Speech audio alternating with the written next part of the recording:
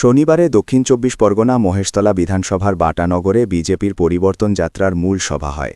উপস্থিত ছিলেন অভিনেতা তথা বিজেপির নেতা মিঠুন চক্রবর্তী ও ত্রিপুরার প্রাক্তন মুখ্যমন্ত্রী বিপ্লব দেব, যুব মোর্চার সভাপতি ইন্দ্রনীল খাঁ, মহিলা মোর্চা সভানেত্রী ফাল্গুনী পাত্র, জেলা বিজেপির নেতৃত্ব ও রাজ্য বিজেপির নেতৃত্বরা। বিপ্লব দেব বলেন, বাংলার মুখ্যমন্ত্রী মমতা ব্যানার্জি মা মাটি মানুষের সরকার। মা অর্থাৎ মেয়ে ধর্ষিতা হচ্ছে, মাটি বিক্রি হচ্ছে, মানুষ বঞ্চিত হচ্ছে, রাস্তায় বসেছে। পশ্চিমবঙ্গের একটিমাত্র মানুষ আছে, যা হল মুখ্যমন্ত্রীর ভাইপো, আর কেউ মানুষ নেই। শিক্ষা দুর্নীতি নিয়ে পার্থ চ্যাটার্জির বান্ধবীর বাড়ি থেকে 50 কোটি টাকা উদ্ধার, সেটা মুখ্যমন্ত্রী জানেন না, সেটা হতে পারে না। আনন্দপুরে 27 জন শ্রমিকের মৃত্যু হয়, মুখ্যমন্ত্রীকে প্রশ্ন করলে তখন উনি বলেন, ওটা জানে দমকল মন্ত্রী। কলকাতা কর্পোরেশনের বিদ্যুৎ পৃষ্ঠ হয়ে মারা গেলে ওটা জানে কেএমডিএ। এছাড়াও বিভিন্ন মন্তব্য করেন বিপ্লব দেব। এখানে সে মুখ্যমন্ত্রীর দায়িত্ব পালন করছে পেছনের দরজা দিয়ে, আর যখন পেছনের দরজা দিয়ে মুখ্যমন্ত্রীর দায়িত্ব পালন করে, তখন কোন রাজ্যের যে অবস্থা হয় সেটাই পশ্চিমবঙ্গের ল অ্যান্ড অর্ডারের হয়েছে বন্ধুরা। তার কারণও হয়েছে, কারণ জনতাও নাকি শুনেনি। 2011-তে মমতা বন্দ্যোপাধ্যায়ের সঙ্গে কোন পশ্চিমবঙ্গের ব্যক্তি ভাইপো নামে এই জিটটাকে দেখেনি, তার ফটোও পায়নি। দেখেছে কেউ 2011-তে? কোন সাংবাদিক বন্ধু বলতে পারে যে 2011-তে মমতা বন্দ্যোপাধ্যায়ের সঙ্গে আমরা তার ভাইপোকে দেখেছি? তখন উনি ছিলেন না, হঠাৎ করে আবিষ্কার হলেন। এখন পুরো পশ্চিমবঙ্গ ওনাকে দিতে হবে, পশ্চিমবঙ্গের মানুষকে ওনাকেই মুখ্যমন্ত্রী বানাতে হবে। তার জন্য মমতা বন্দ্যোপাধ্যায় পেছনের দরজা দিয়ে উনাকে দিয়ে সরকার চালাচ্ছে, এবং উনাকে দিয়ে সরকার চালানোর কারণে পশ্চিমবঙ্গের বিনাশ হয়েছে বন্ধুরা।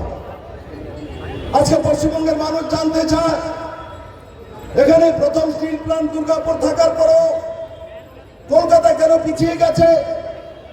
কলকাতা বাণিজ্যিক রাজধানী ছিল, এখানে বাটানগর, এই বাটানগর জগৎ বিখ্যাত ছিল। এখানকার এই জগৎ বিখ্যাত বাটানগর ধ্বংস করার জন্য কারা দায়ী? ভারতীয় জনতা পার্টি না তৃণমূল? কে করেছে?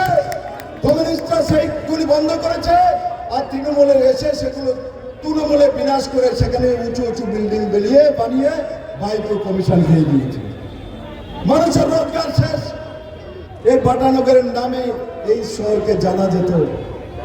এত লোক রোজগার থেকে মানুষ রোজগারের জন্য পশ্চিমবঙ্গে আসতো, কলকাতাতে আসতো, দার্জিলিং আসতো, শিলিগুড়িতে আসতো, ডায়মন্ড হারবারে আসতো। আজ ডায়মন্ড হারবারের ছেলে বেহারার কাজ করার জন্য, শ্রমিকের কাজ করার জন্য চেন্নাইতে গিয়ে হোটেলের সামনে কাজ করে আমি বিপ্লব দেব যখন যাই তখন দেখি, তখন কষ্ট হয়।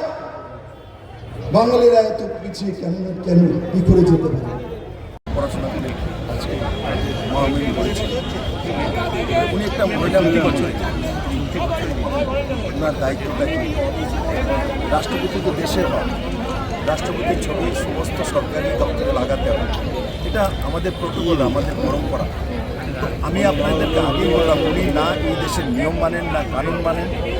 উনি একে, কারণ উনি যার ভোটে ইলেকশনটা জিতেছিলেন, প্রেতাত্মার ভোটে, মৃত ব্যক্তির ভোটে, কিন্তু স্বাভাবিকভাবে ওনার দায়িত্ব প্রেতাত্মার প্রতি, মানুষের প্রতি দায়িত্ব নেই। তার জন্য উনি সেটাই করেন যেটা প্রেতাত্মা সঙ্গে করে, সেটা উনি করেন। ওনার কাছ থেকে